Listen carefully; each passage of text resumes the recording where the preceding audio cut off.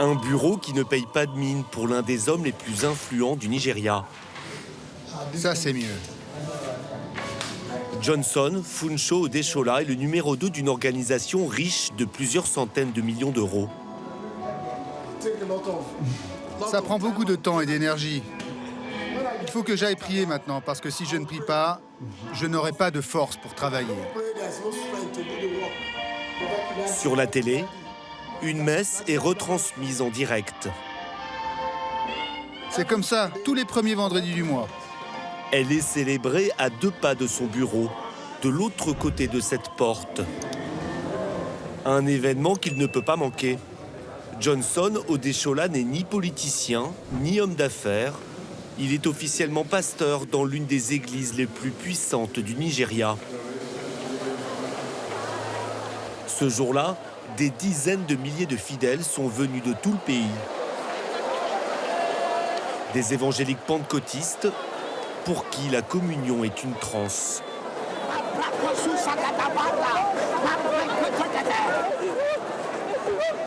Dieu, je te prie! Dieu, je te prie! Dieu, je te prie! Dieu, je ressens ton pouvoir. Dieu, je ressens ton pouvoir. Le chef de cette communauté, Enoch Adeboye, 81 ans, est le pasteur le plus riche d'Afrique. 150 millions de dollars de fortune personnelle. Amen. Il est à la tête d'un empire. L'église chrétienne des rachetés de Dieu qui revendique 10 millions de membres dans le monde entier. Il n'a jamais accordé d'interview et ne s'exprime que par ses prêches. Dieu vous bénisse. Il a fait construire cette église la plus grande au monde. 3 kilomètres sur 3 kilomètres. Juste à côté, Redemption Camp, le camp de la rédemption, une ville idéale réservée aux fidèles les plus méritants. Surtout à ceux qui ont les moyens d'acheter un terrain, d'y construire une maison à une adresse au nom biblique. Un îlot de prospérité clôturé et gardé par des agents de sécurité. Avec ses propres boutiques, sa centrale électrique, mais aussi ses écoles et son lycée qui compte plus de 500 élèves. Dans un pays de 200 millions d'habitants dont la moitié sont musulmans, la ville de la Rédemption est une vitrine destinée à convertir de nouveaux fidèles.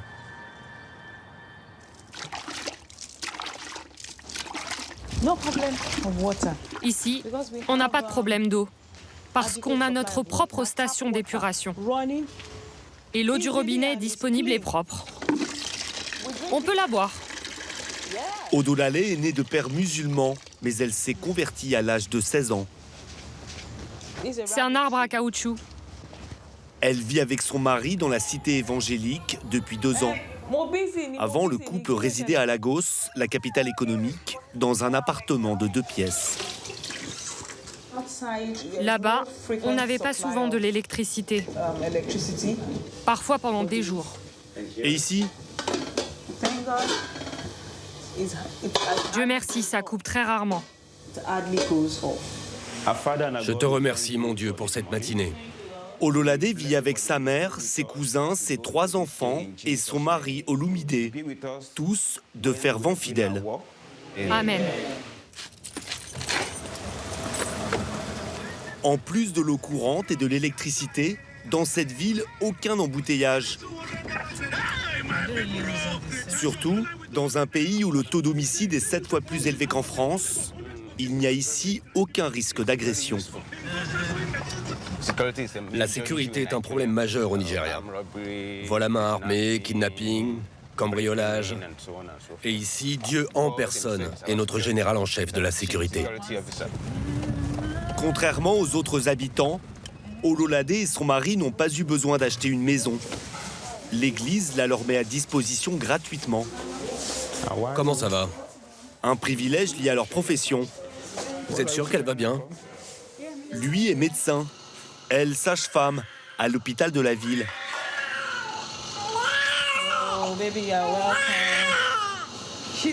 C'est une fille. 3,7 kg. Alléluia.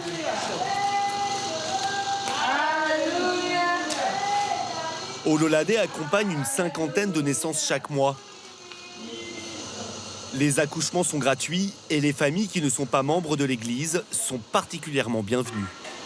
Les mères n'ont pas besoin d'être membres pour venir accoucher ici. Elles voient comment on prie, comment on prend soin d'elles. Elles sont touchées. Et à travers ça, on agrandit l'Église. Ololade est payée par l'Église 600 € par mois, le double de ce qu'elle touchait à Lagos. Regardez, elle sourit. Malgré la douleur, elle sourit.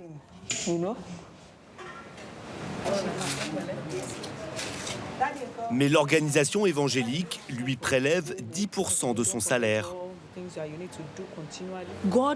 Dieu t'a donné la vie. Dieu s'occupe de nous 24 heures sur 24. Dieu nous donne des emplois. Alors lui donner 10%, c'est juste dire « Dieu, je sais que tu es à l'origine de tout. » Sincèrement. Mais vous ne le donnez pas à Dieu, l'argent, vous le donnez à l'Église des rachetés de Dieu. C'est écrit dans la Bible. Apportez toutes vos dîmes dans l'entrepôt. Et s'il y a de la viande dans ma maison et que je la mets dans la maison de Dieu, elle sera partagée. C'est bon, compris? Tous les fidèles versent 10% de leur salaire. Et pour ceux qui habitent dans la ville, il y a d'autres règles à respecter. Je peux monter avec vous? Oui, montez de l'autre côté. C'est le pasteur Johnson Odeshola, le numéro 2, qui les fait appliquer. Car en plus de ses fonctions célestes, il a été désigné maire de la ville. Pas de cigarettes, pas d'alcool. Et surtout, pas d'hôtel avec des prostituées. Pas de joints, pas de crack, pas de drogue. Qu'est-ce qui se passe si quelqu'un ne respecte pas ces règles? Il est excommunié. Il doit dégager du camp. Mais il reste membre de l'Église. Il y a 40 ans, la ville n'était qu'un lieu de rassemblement. Et l'Église ne comptait que quelques milliers de fidèles. Son fondateur, Josiah Akindoyami, un grand amateur de Mercedes, meurt en 1980. Celui qui traduisait ses prêches du Yoruba en anglais lui succède, le pasteur Adeboye, un prof de maths. Dans les années 1980, il lance la construction de la ville et s'entoure de dizaines de pasteurs charismatiques. Comme Johnson Odeshola, qui aime rappeler ses nombreux diplômes, ses doctorats et surtout énumérer ses multiples vies.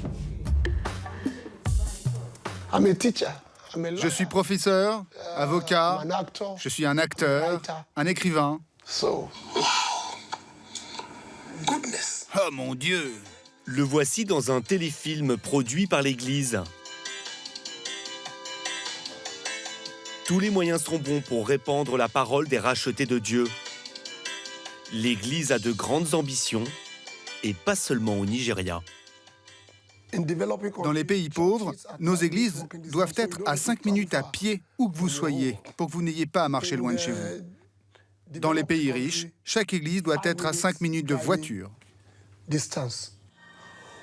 Au Nigeria, les rachetés de Dieu inaugurent au minimum 3 églises par semaine.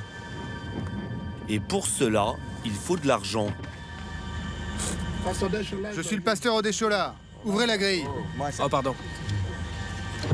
De l'argent que le pasteur doit aller chercher auprès des fidèles dans tout le pays. Ce soir-là, il prend la direction de Lagos, 20 millions d'habitants.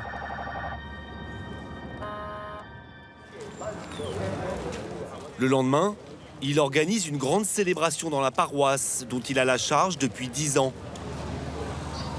Pour faire ça le comble, il a invité son mentor, le numéro 1, le pasteur Adeboye, pour célébrer la messe. L'homme se déplace toujours dans ce gros 4x4 à 50 000 € et entouré de gardes du corps. Impossible de l'approcher.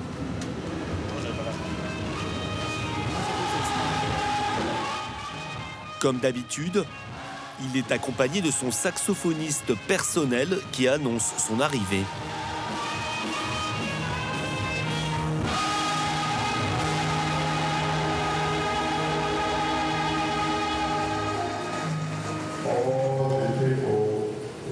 Tous les gens qui sont ici contribuent à la grandeur du Nigeria, y compris nos musiciens. Le prêche est traduit en langue des signes.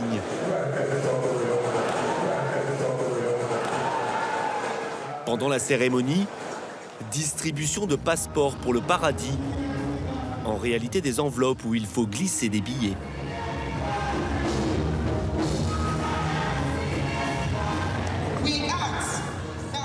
En offrant cet argent, nous luttons contre les maladies. Les corbeilles tourneront à 3 reprises parmi les fidèles. Nous construisons des maisons et servons Dieu. Impossible de connaître le montant des sommes collectées chaque année. Au Nigeria, au nom de la liberté de culte, l'État n'a pas le droit de contrôler les finances des églises ni de leur faire payer des impôts. Comment sont dépensés les dons?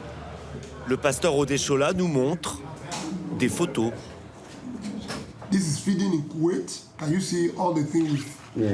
Ça, c'est une distribution de nourriture au sud-ouest du Nigeria. Et là, une autre distribution au sud-est.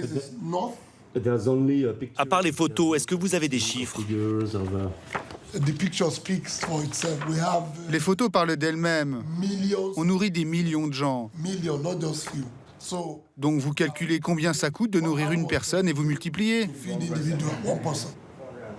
Impossible aussi de savoir s'il y a enrichissement personnel, de connaître l'origine de la fortune du numéro 1 ou encore le salaire du pasteur. Les immenses réserves de pétrole du pays ne profitent qu'à une minorité au Nigeria. L'État est quasi absent dans la plupart des domaines, notamment la santé ou l'éducation. Cet espace laissé vacant, l'Église le comble pour mieux asseoir son pouvoir. D'ailleurs, dans la ville de la Rédemption, elle tente déjà de former les élites de demain.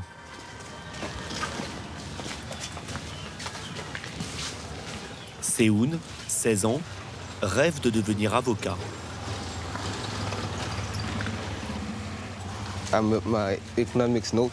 J'ai mon livre d'économie, mon agenda et ma Bible. La Bible? Oui. Il y a des situations auxquelles je vais être confronté, et la Bible m'apportera des réponses. Seoun vit ici depuis l'âge de 6 mois. Toute sa scolarité, il l'a suivie dans la cité évangélique.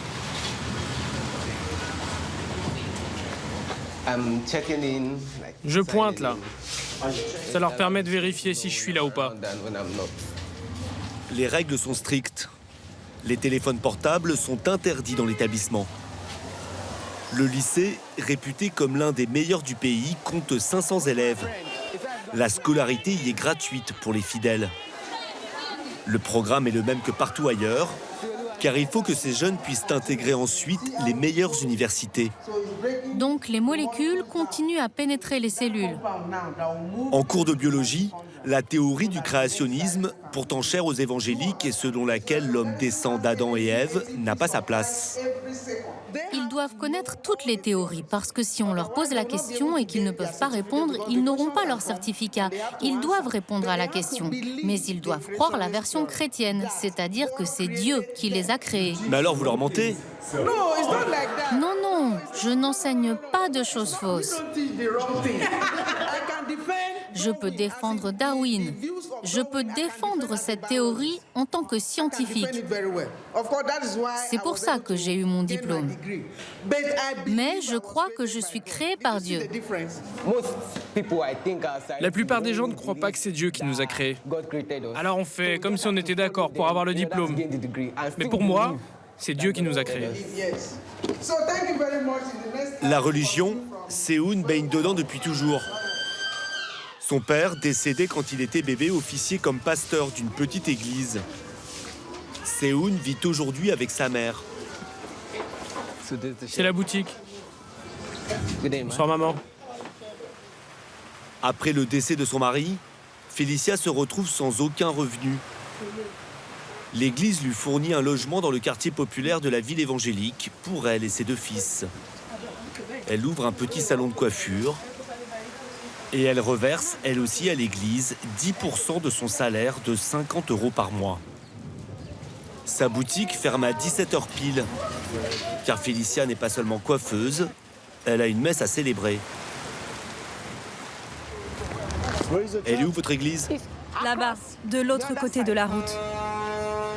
Elle est devenue pasteur, avec la bénédiction des rachetés de Dieu qui ainsi occupent le terrain. Aucune formation particulière n'est requise pour ouvrir une franchise. Felicia a même eu droit à une aide de 70 € pour achever les travaux. Elle est là, mon église. C'est cette maison. Pour l'instant, on est très loin des grands rassemblements de dizaines de milliers de personnes. Dans l'assistance, seul son fils, Seun, et les ouvriers en bâtiment qui ont bénévolement posé les parpaings et la charpente. Ce n'est peut-être qu'un début. L'empire du pasteur le plus riche d'Afrique a commencé lui aussi avec quelques billets de banque dans une corbeille. Pour Felicia, l'espoir de jours meilleurs dans un pays où près de la moitié de la population vit dans une extrême pauvreté.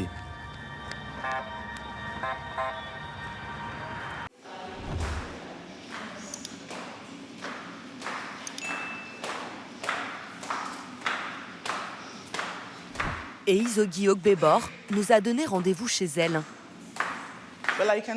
Bella, filme-moi comme ça.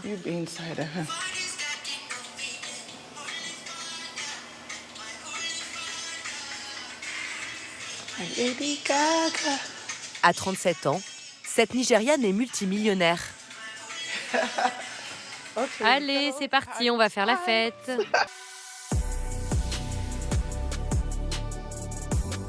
Deux fois par mois, elle sort dans une des boîtes de nuit les plus branchées de Lagos. Comment ça va?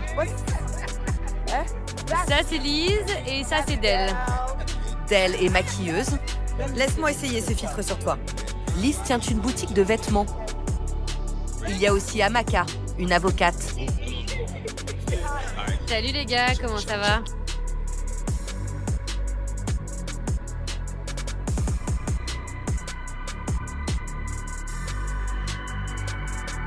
Et Isogi dépense des milliers d'euros à chaque soirée.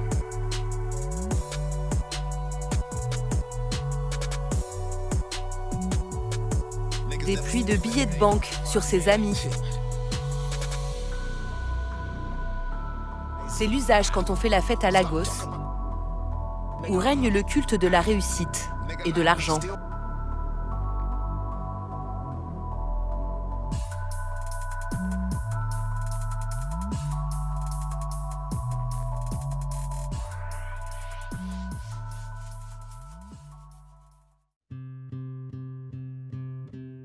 Le Nigeria, première puissance économique d'Afrique, est un des pays qui compte le plus de millionnaires sur le continent. Plus de 10 000 rien qu'à Lagos, mégalopole de 20 millions d'habitants, où les villas de luxe contrastent avec les bidonvilles. Alors qu'ici, plus de la moitié de la population vit avec moins de 2 $ par jour, des entrepreneurs s'enrichissent parfois à une vitesse éclair. Ils affichent de grandes ambitions pour leur pays, qu'ils considèrent comme le moteur de l'Afrique. Un argent qui ruisselle, des fortunes qui se sont faites grâce au pétrole ou encore à l'immobilier. Un dynamisme économique à faire pâlir les puissances occidentales.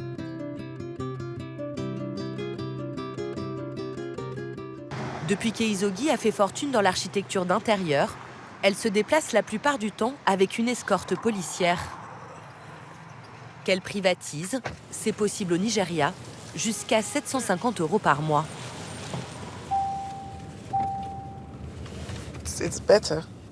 C'est plus sécurisant. Parce que vous savez, je suis connue ici, par mon travail. Par exemple, j'ai pris l'avion hier. À l'aéroport, les gens viennent toujours te harceler. On ne sait jamais ce qui peut arriver. Je préfère prendre mes précautions. Le kidnapping par des gangs armés est une pratique courante au Nigeria, un des pays où le risque d'enlèvement est le plus élevé au monde. C'est un client que je veux à tout prix fidéliser. Il m'a presque payé la totalité du devis. Il voudrait offrir la maison à sa femme pour la Saint-Valentin. L'architecte d'intérieur aménage en ce moment 14 villas à Lagos. On va tout faire pour finir en 2 semaines. Oui, s'il te plaît, parce que le client veut me confier un autre gros chantier. Et Eizogi compte aussi 3 showrooms comme celui-ci, dans le quartier très chic de Lekki.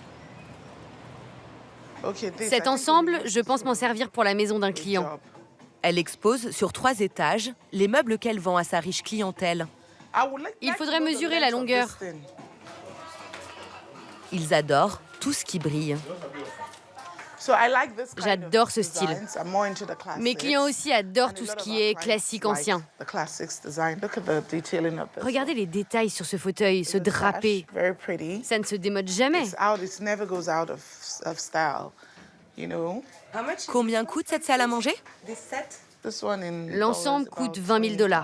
Mes clients adorent parce que ça fait très royal. Ça montre qu'ils ont dépensé beaucoup d'argent. Décorer les villas des riches nigérians, un rêve de petite fille pour Eizogi, issue de la classe moyenne supérieure.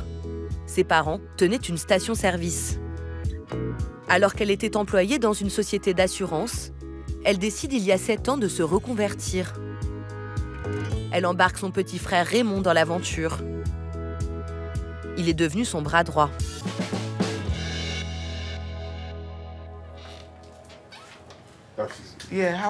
Ça va? Alors, qu'est-ce qu'il a dit, le gars? C'est quoi la conclusion pour le tarif? À leur début, le frère et la sœur n'avaient qu'un seul objectif, accrocher les millionnaires, de plus en plus nombreux à Lagos. Je me souviens, on soudoyait les gardiens des résidences de luxe pour qu'ils nous laissent entrer. Je distribuais les flyers alors qu'elle restait tranquille dans la voiture à manger des ailes de poulet. Le dimanche, je ne m'arrêtais pas. Elle m'envoyait encore faire la sortie des messes. Très vite, le bouche à oreille fonctionne. Et Eizogi se voit confier des projets ambitieux dans les quartiers les plus huppés de Lagos. Dans moins de 2 semaines, elle doit rendre cette villa de 500 mètres carrés à ses propriétaires. Ils possèdent une chaîne d'hôtels au Nigeria. Est-ce que je suis stressée? Non, je suis pas stressée. Et Eizogi et son équipe y ont fait tous les aménagements, de la peinture jusqu'à la literie. Le couple et ses 2 enfants n'auront plus qu'à poser leurs valises. Viens, filme-moi un peu et zoome dans l'image. On a juste envie de dormir ici. Filme cet axe plutôt. Sur chacun de ces chantiers, Eizogi se met en scène dans des vidéos. Sa stratégie marketing repose presque entièrement sur son compte Instagram. Je montre bien sûr mon travail, mais aussi ma vie de tous les jours. Comme ça, les gens ont l'impression de me connaître, sans avoir même besoin de me rencontrer. Tiens, elle était là aujourd'hui, elle a fait ça, elle prend bien soin de mon argent. Du coup, ils me font plus confiance, et ça marche. On capte 60% de notre clientèle grâce aux réseaux sociaux. Et Eizogi est même devenue une influenceuse renommée au Nigeria. Regardez comme le repos est salvateur. J'ai retrouvé mon visage lisse. Près de 400 000 fans suivent sa vie de mère célibataire. C'est samedi. Divorcée 2 fois. Dans son manoir à 1 200 000 €, avec sa piscine, sa salle de cinéma, plus de 1400 mètres carrés. Où sont Boogie et Ibouré? Et Eizogi élève ses 3 enfants. Allez vérifier. avec l'aide de ses 4 employés de maison. Vérifiez bien dans le jardin. Ça a l'air bon. Tu as mis de l'ail? Non. Oua, sa fille aînée de 16 ans, est une passionnée de cuisine. C'est bon. C'est vraiment pas mal. Boogie, viens goûter. Son frère Boogie a 15 ans. Ils fréquentent tous les deux un très chic lycée privé à Lagos. Et pour s'occuper de la petite dernière, Eizogi a embauché une nounou thaïlandaise à plein temps. Un quotidien de femme moderne qui sort du lot dans un pays encore très conservateur et religieux. Au Nigeria, la moitié de la population est musulmane, l'autre moitié chrétienne. À Lagos, on est beaucoup plus moderne. C'est quelque chose de normal. Ici, il y a même des femmes qui ont recours aux dons de sperme ou d'autres qui font appel à des mères porteuses. Et elles font leur bébé toutes seules. Moi, c'est quelque chose dont je suis fière. Pas seulement parce que j'assume seule l'éducation de mes enfants, mais surtout parce qu'ils sont bien dans leur basket. Ils sont bien élevés. Ils me rendent très fière. Va chercher ton maquillage. Tu vas me maquiller un peu. Au Nigeria, le nombre de millionnaires comme Eizogi aurait doublé ces 8 dernières années. Certains connaissent même des réussites fulgurantes, en étant pourtant issus du bas de l'échelle sociale.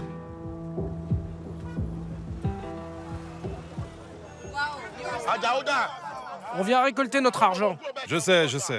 Sijibomi Ogundele a fait fortune dans l'immobilier de luxe. À tout juste 40 ans, sa société est évaluée à 400 millions d'euros. Je voudrais leur donner un peu d'argent. Comment je fais?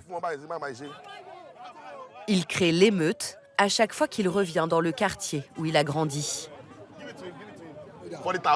Là, j'ai 60 €. Est-ce que tu peux donner déjà 15 € aux flics?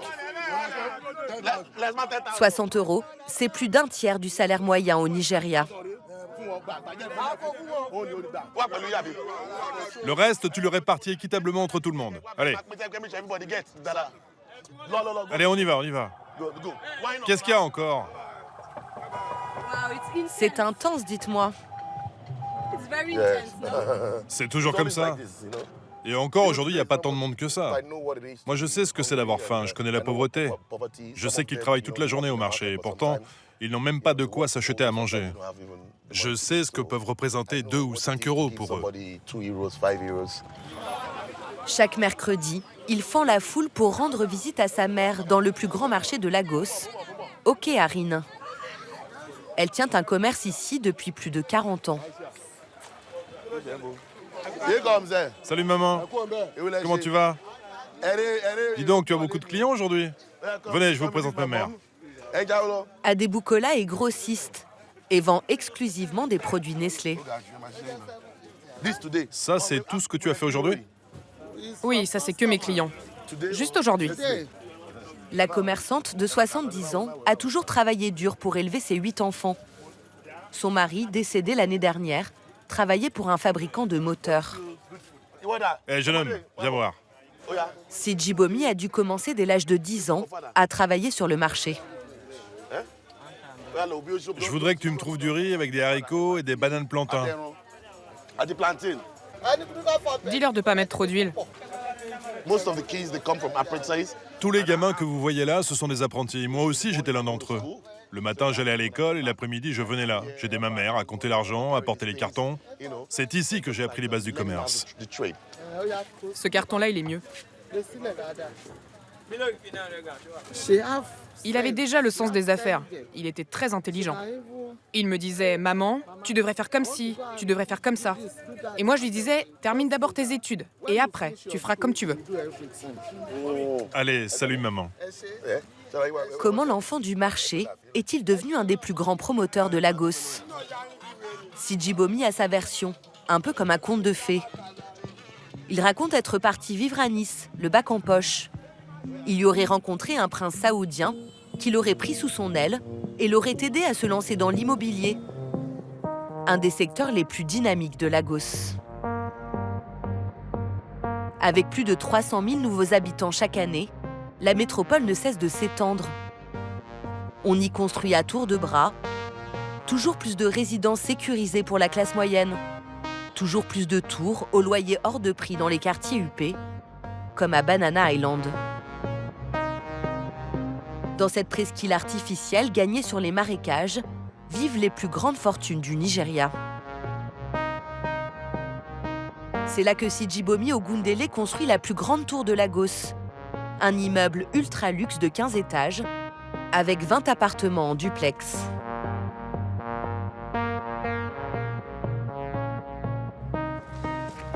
Où est Biden? C'est à cette heure-là que tu arrives? Je t'ai déjà dit qu'on commençait à 7h30, ça va pas? Tu travailles sur un chantier, hein? T'es pas fonctionnaire. Essayons d'être un peu disciplinés. Salut les gars. Les 3/4 des appartements ont déjà été vendus. 2 millions d'euros le duplex de 400 mètres carrés. Avec au sommet de la tour, le clou du projet. Ici, c'est l'étage des penthouses. 2 penthouses vendus chacun 10 millions d'euros. Ils font tous 1400 mètres carrés avec chacun 4 chambres, une salle de gym, un ascenseur privé et une salle de cinéma. Le rêve du jeune promoteur, que son pays devienne célèbre par son architecture au même titre que Dubaï, dont il est un grand admirateur. Là, vous avez la piscine privée. Elle fait 12 mètres sur 3,50 mètres. C'est pas un petit bassin pour les poissons, hein, c'est une vraie piscine, au 14e étage. Imaginez la vue que vous avez sur Lagos et cette magnifique Banana Island. Notre but, c'est que le Nigeria rayonne positivement dans le monde entier. Je veux que les gens à Paris, quand ils pensent au Nigeria, ils pensent succès et pas échec. On veut redorer l'image de notre pays et qu'il devienne la vitrine de l'Afrique. Là, il faut enlever ses chaussures. Dans l'appartement témoin, Sijibomi a compilé les équipements de luxe les plus modernes. Il est entièrement automatisé. Jusqu'aux toilettes. Elles sont équipées de capteurs de mouvement. Ça s'allume quand vous rentrez. Même pas besoin de toucher la cuvette. J'avance mon pied, ça s'ouvre tout seul. Ça, c'est le luxe absolu. On ne trouve pas ça partout. J'avais vu ces toilettes à Tokyo. Je me suis dit, s'ils ont ça à Tokyo, je peux l'avoir ici aussi. Vous avez aussi cet escalier avec détecteur de mouvement à chaque marche. La lumière vous suit à chaque pas. Et ça, ce sont les petites touches de luxe qu'on met un petit peu partout. À l'étage, 4 chambres, dont une de 50 mètres carrés. Et des salles de bain futuristes, avec des écrans cachés dans les miroirs. On peut utiliser Internet. On peut chercher TF1, par exemple.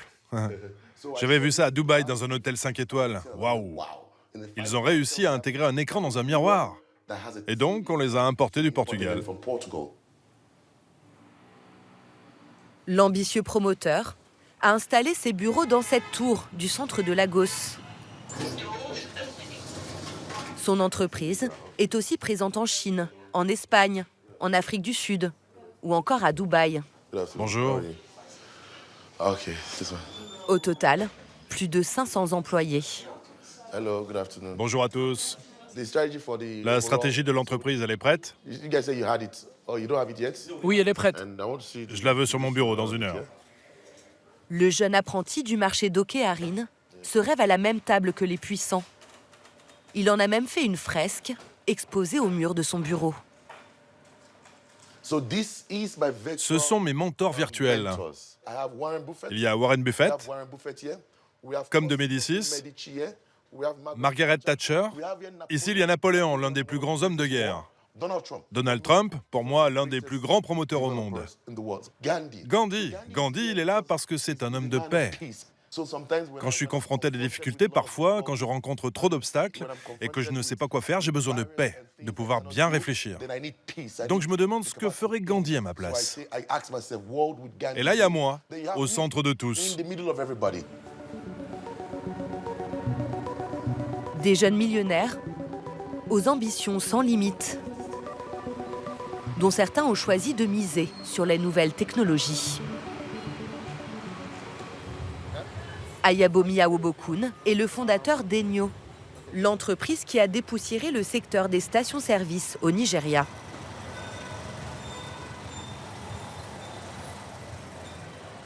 Quand on implante une station-service, la clé, c'est la localisation. Où l'implanter pour être sûr qu'il y ait de l'affluence. Du coup, on a créé un outil GPS pour calculer le flux de voitures en direction de la station qu'on comptait installer. Et on a vu juste à 95%. On savait combien ça allait nous rapporter avant même de poser la première pierre. En seulement 5 ans, Ayabomi a étendu son réseau à une centaine de stations-service à travers le pays. Et pour fidéliser les clients, il a fait développer une autre application. Ça, c'est un outil qu'on a créé pour la maintenance des véhicules. Quand le conducteur arrive, on scanne sa plaque d'immatriculation, on lui envoie une demande d'autorisation et ensuite on collecte toutes les données du client.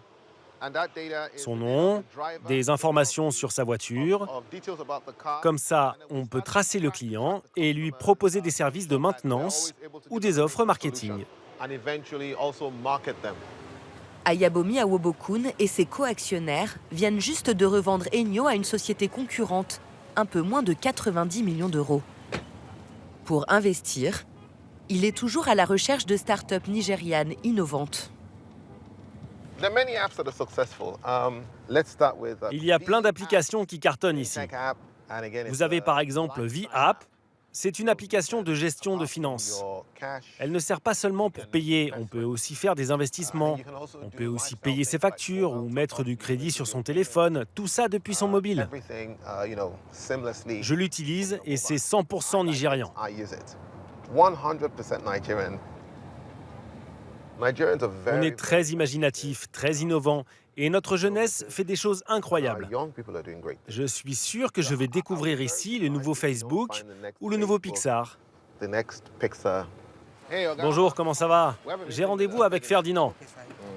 L'entrepreneur visionnaire pense avoir déniché une pépite dans un secteur encore embryonnaire en Afrique. Un des rares studios d'animation du continent. 45 jeunes autodidactes qui se sont formés sur le tas aux techniques de la 3D. Il n'existe aucune école d'animation au Nigeria. Alors combien de temps ça prend pour faire 1 minute de film? Combien d'heures? On compte plutôt en semaines. 1 minute prend des semaines? C'est une semaine de travail chacun pour 3 à 4 secondes de film. Le passeport de Malamilia est le film d'animation que le studio développe depuis 3 ans. Ça, c'est ton poste? Oui. Il devrait sortir sur les écrans du monde entier l'année prochaine. Une histoire d'amour et de vengeance qui se déroule dans le nord du Nigeria. C'est un roman qu'on lit ici quand on est enfant. J'ai lu ce livre, j'avais 9 ans. L'auteur s'appelle Cyprien Ekwansi. Et eux, ils sont en train de donner vie à cette histoire. C'est l'humour africain, ce dessin animé. Il nous décrit nous.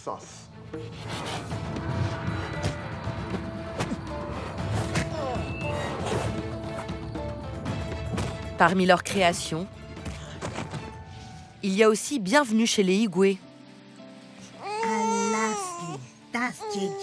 La version africaine de la célèbre série d'animation Les Simpsons.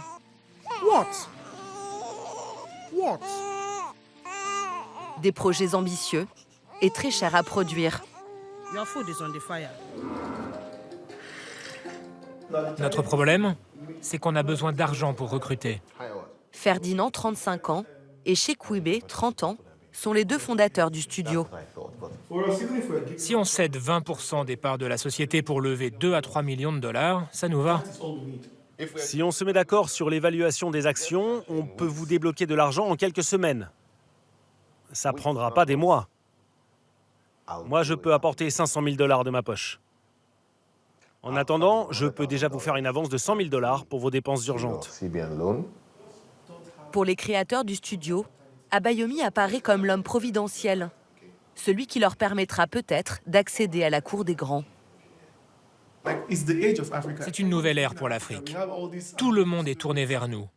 On a d'incroyables histoires dans nos livres, dans notre mythologie, et on va en faire des blockbusters qui feront le tour du monde. Un quart de l'argent apporté par le fonds d'investissement sera dédié à la création de la première école d'animation à Lagos. Vraiment, merci, c'est génial. On ne pouvait pas mieux commencer l'année. Calmez un peu vos ardeurs. Résolument tourné vers le futur, Abayomi a décidé avec sa femme d'envoyer ses 2 filles faire leurs études en Occident, au Canada. Comment ça va les filles? Où est-ce que tu es? Je suis dans mon bureau à la maison. Elles ont 11 et 14 ans. Comment ça va l'école? Pas de problème? Non. Est-ce qu'il y a quelque chose que je peux faire pour toi? Oui. Dis-moi. Tu me dois toujours de l'argent. Environ $200. Pourquoi? Tu m'as promis de l'argent pour mon contrôle de maths. Alors envoie-moi un mail avec tes résultats scolaires. Montre-moi que tu réussis. Sinon, tu n'obtiendras rien de plus de moi. Abayomi débourse près de 50 000 € par an pour la scolarisation de ses 2 filles. Si elles le souhaitent, elles pourront prétendre à la nationalité canadienne d'ici 4 ans. Avec un passeport canadien, elles pourraient voyager partout dans le monde pour poursuivre leurs études. Elles pourront aussi revenir au Nigeria si elles veulent. On leur permet juste d'avoir accès au monde et de ne pas être limitées dans leur choix à cause de changements géopolitiques. Allez, je vous laisse. Je vous aime. D'après le gouvernement, 17 millions de Nigérians vivent actuellement à l'étranger. Ils sont de plus en plus nombreux aujourd'hui à revenir travailler dans leur pays.